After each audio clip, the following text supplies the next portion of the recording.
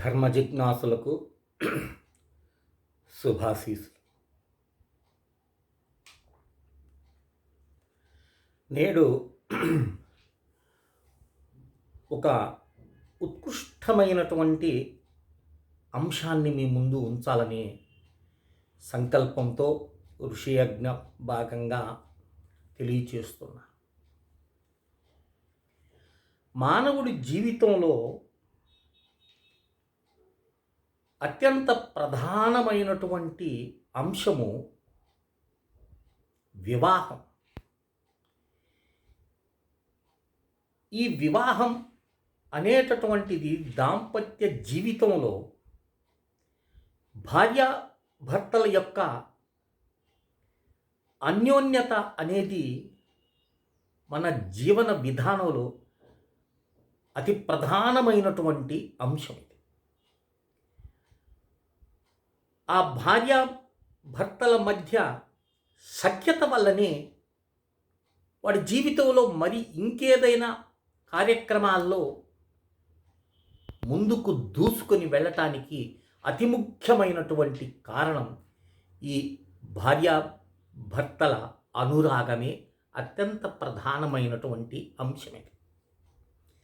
ఏ పూజ చేసినా మొట్టమొదటిగా మనము లక్ష్మీనారాయణాభ్యాం నమః, ఉమామహేశ్వరాభ్యాం నమః, వాణీ హిరణ్యగర్భాభ్యాం నమః, సచీ పురందరాభ్యాం నమః, అరుంధతి వశిష్టాభ్యాం నమః, సీతారామాభ్యాం నమః అని ఈ దివ్యమైనటువంటి జంటలను మనం ముందుగానే స్మరిస్తాం కదా. కనుక భార్య అనుకూలవతి అయినప్పుడు సంసారం ఆనందంగా సాగుతుంది. పురుషుడు బాహ్య ప్రపంచంలో అంటే గడప బయట సంపాదించుకొని ఇంటికి వచ్చిన తర్వాత ఆ గృహాన్ని చక్కబెట్టేటటువంటి బాధ్యత స్త్రీ మీద ఉంటుంది. ధర్మశాస్త్రం ఆమెకి అంత హక్కు ఉంది. గృహవశే అన్నారు ఆమె. ఆ గృహంలో ఉండి సమస్తాన్ని నడిపేటటువంటి మహాశక్తి. అట్టి మహాశక్తిని నువ్వు ఏరి కోరి తీసుకొచ్చుకోవాలి. ఇక్కడ రెండు అంశాలు మీ యందు నేను మీకు వివరిస్తున్నా. ఒకటి, వివాహం కానటువంటి వాడికి అనుకూలమైనటువంటి భాగ్య లభించటం, లేదు వివాహం అయినదా అనుకూలమైనటువంటి అంటే నీ మనోభావాలను వ్యతిరేకించకుండా నీకు తగ్గట్టు ఆ సంసారం అనేది నడిపేదానికి మనకు ఒక గొప్ప విషయాన్ని మార్కండేయ మహర్షి మనకు అందించాడు. ఇది ఉత్తర భారతదేశంలో బాగా విరివిగా చేస్తుంటారు. ఇది మార్కండేయ పురాణంతర్గతమైనటువంటి దేవీ సూక్తంలో ఈ గొప్ప 2 లైన్లు మంత్రం ఒక అద్భుతమైన మంత్రం.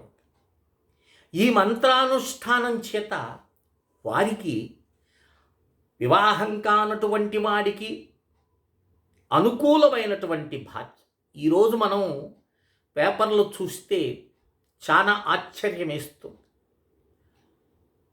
ప్రియురాలు ప్రియుణ్ణి చంపేయటము, పురుషుల్ని ఎక్కువగా చంపటం జరుగుతుంది.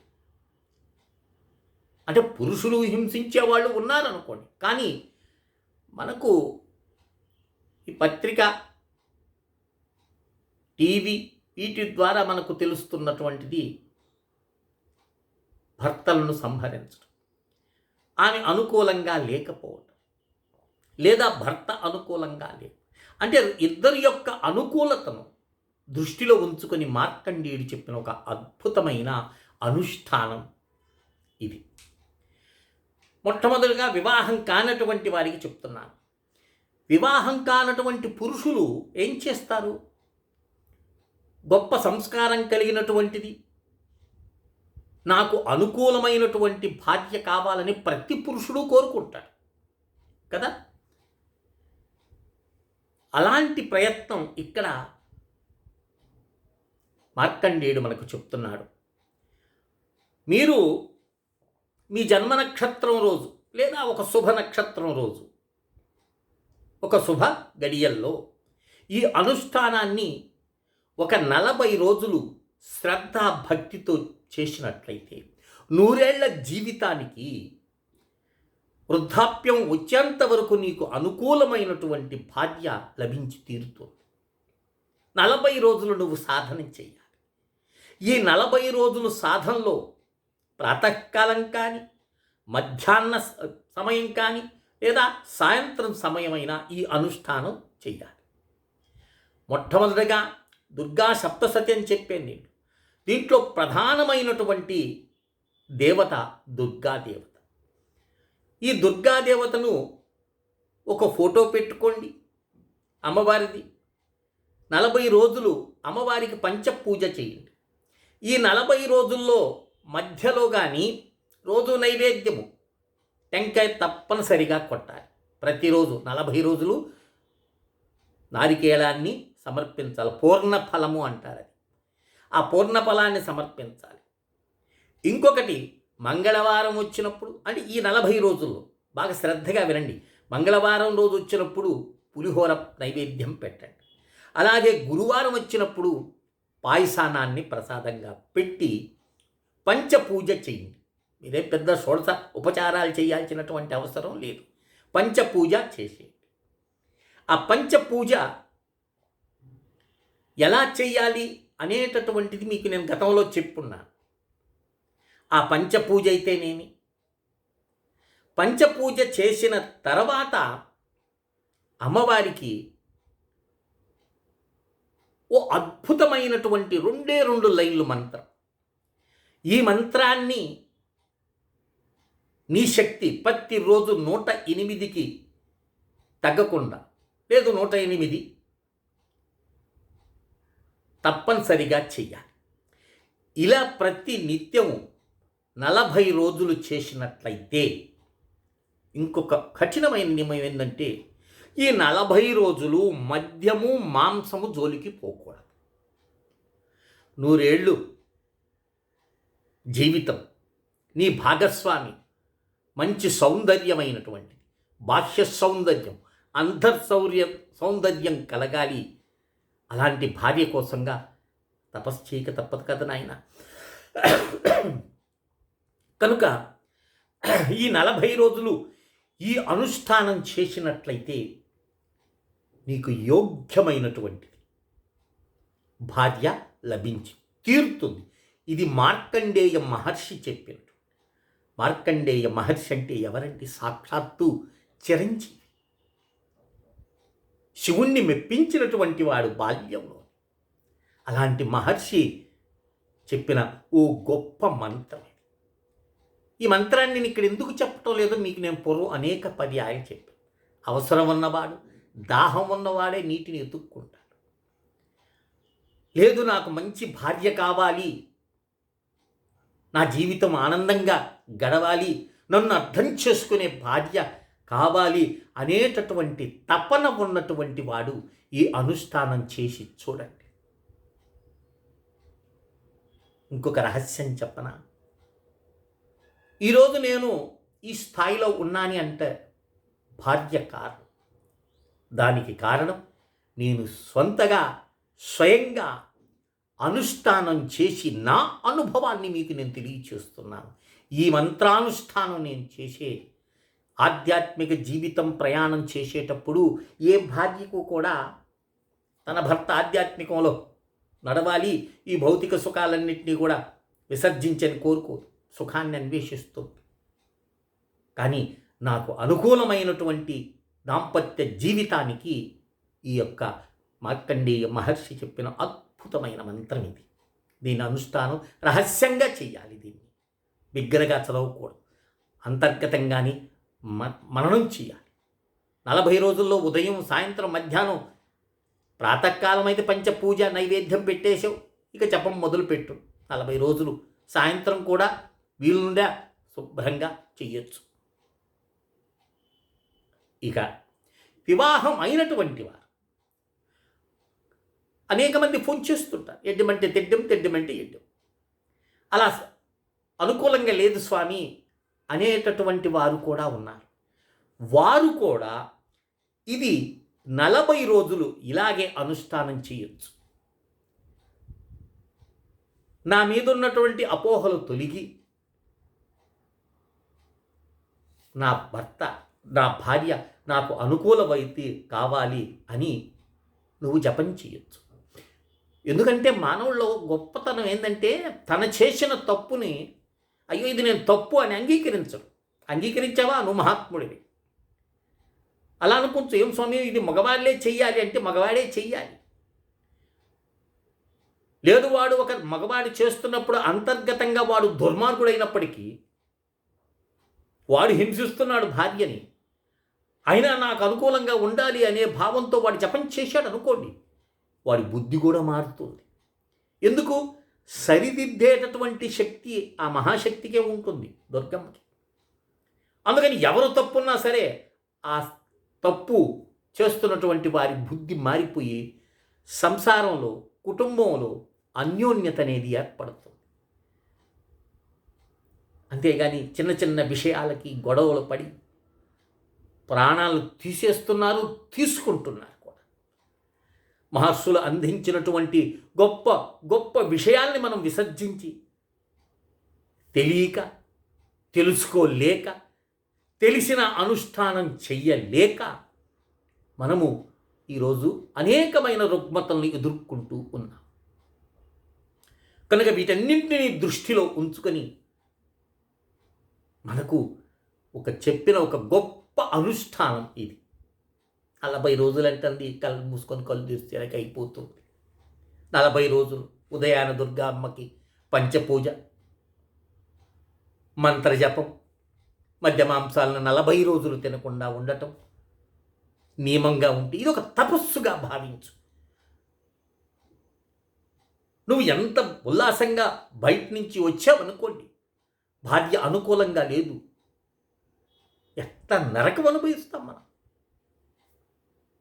కనుక లేదు, ఆమె సౌమ్యంగా ఉంది, నువ్వు చికాగ్గా ఉన్నావు, నీలో లోపాలు ఉన్నాయి, ఆ లోపాలు తొలగిపోతాయి. భార్యలో లోపాలు ఉన్నాయి, అవి తొలగిపోతాయి. కనుక అద్భుతమైనటువంటి ఈ అవకాశాన్ని సద్వినియోగం చేసుకోండి నాయన. మీకోసము మీరందరూ కూడా లోక కళ్యాణం అంటే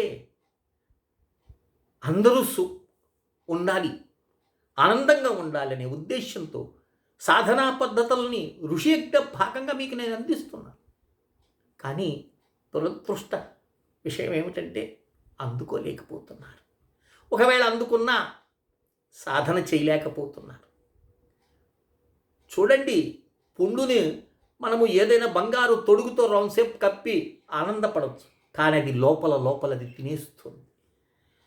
కనుక విశ్వాసంతో, భగవంతుడి పట్ల శ్రద్ధతో నీ సంసారాన్ని నువ్వు సరిదిద్దుకునే ఉపాయం మహర్షులు నీకు అందించినారు. దాన్ని సద్వినియోగం చేసుకోలేదనుకో, మనం దైవాన్ని దూషించే ప్రయోజనం లేదు. నీ సుఖానికి, నీ దుఃఖానికి కారణము నీ కర్మే.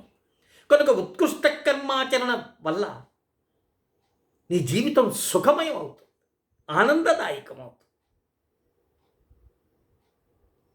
కదా.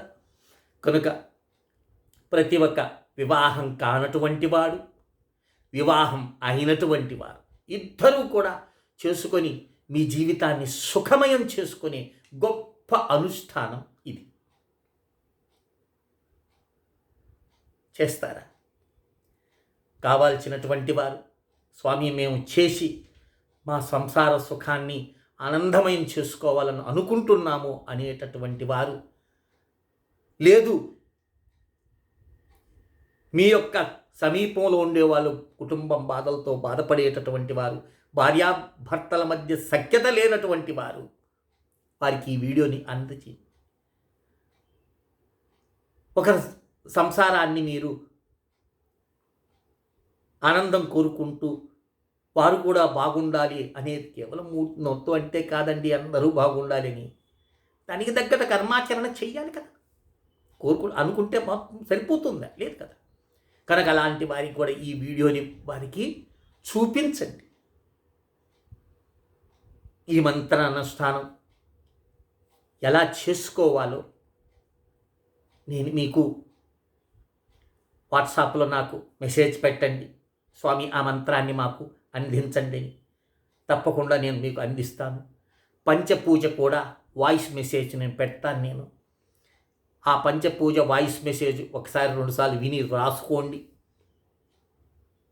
చక్కగా అమ్మవారికి ధూప దీప నైవేద్యాలను సమర్పించండి. చెప్పినట్టు మంగళవారం రోజు మాత్రం పులిహోర, గురువారం రోజు మాత్రం పాయసాన్నం కొద్దిగా చేసి అమ్మవారికి నివేదన చేసి ఈ అనుష్ఠానం చేసి మంచి లక్షణములు కలిగినటువంటిది, నీ మనసుకు తగ్గట్టుగా ప్రవర్తించేటటువంటి భార్యను మీరు పొంది జీవితాంతం సుఖమయంగా వర్ధిల్లుతారని ఆశిస్తున్నాను. నాకు వాట్సాప్లో మీరు మెసేజ్ పెట్టదలుచుకుంటే ఈ మంత్రాన్ని కావాలనుకున్నటువంటి వారు 9966690246కి మెసేజ్ పెట్టండి. నేను చక్కగా మీకు ఈ మంత్రాన్ని పంపిస్తాను. చేసుకొని జీవితాన్ని ఆనందమయం చేసుకున్న ఆయన కోట్లాస్తున్నా ఇంట్లో భార్యాభర్తల మధ్య సఖ్యత లేదనుకో, అది నరకం, ప్రత్యక్ష నరకం. అది భార్యాభర్తల అన్యోన్యత ఉన్నిందనుకో, ఆనందంగా వారు జీవితం నడుస్తుంది. కనుక ఈ విషయాన్ని దృష్టిలో ఉంచుకొని అనుష్ఠానం చేసి జీవితాన్ని సుఖమయం చేసుకునే వాళ్ళు తప్పక ఆచరించి తరించండి. మీ శ్రీ విద్యోపాసకులు శ్రీ మండే లక్ష్మీ నరసింహ. లోకా సమస్తా సుఖినో భవంతు. ఓం తత్సత్, ఓం తత్సత్, ఓం తత్సత్.